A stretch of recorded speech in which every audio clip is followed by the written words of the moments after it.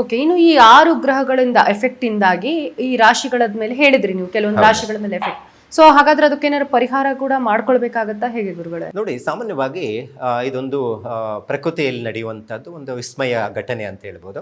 ಆದರೆ ಯಾವ ರಾಶಿಯವರೆಗೆ ಹೆಚ್ಚು ಪರಿಣಾಮ ಇರುತ್ತೆ ಅಂಥವರು ಸ್ವಲ್ಪ ಜಾಗೃತವಾಗಿರಬೇಕಾಗುತ್ತೆ ಮೊದಲಿಗೆ.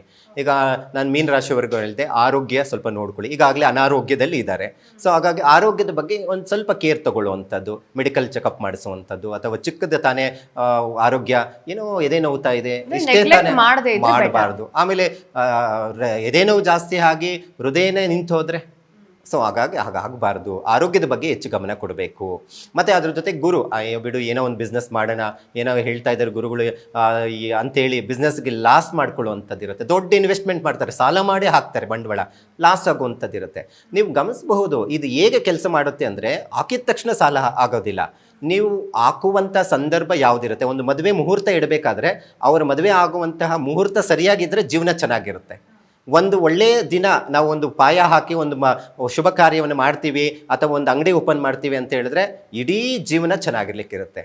ಅದೇ ರೀತಿ ಸಹ ಯಾವುದೇ ಒಂದು ಇನ್ವೆಸ್ಟ್ಮೆಂಟ್ ಮಾಡಬೇಕಾದ್ರೂ ಈ ಮಿಥುನ ರಾಶಿ ಆಗಬಹುದು ಅಥವಾ ಯಾವುದೇ ಒಂದು ಧನುರಾಶಿ ಆಗಬಹುದು, ಕುಂಭರಾಶಿ ಆಗ್ಬೋದು, ಬಹಳ ಜಾಗೃತೆಯಿಂದ ಯಾವುದು ಸರಿ, ಯಾವುದ್ರ ಮೇಲೆ ಇನ್ವೆಸ್ಟ್ಮೆಂಟ್ ಮಾಡಬೇಕು ಅಂತ ನೋಡ್ಕೋಬೇಕಾಗುತ್ತೆ.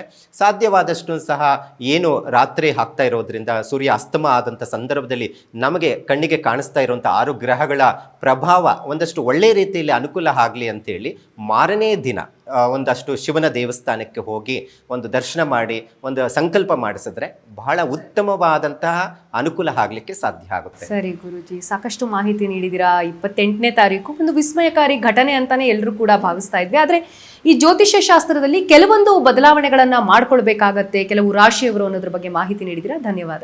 ಹರೇ ಶ್ರೀನಿವಾಸ.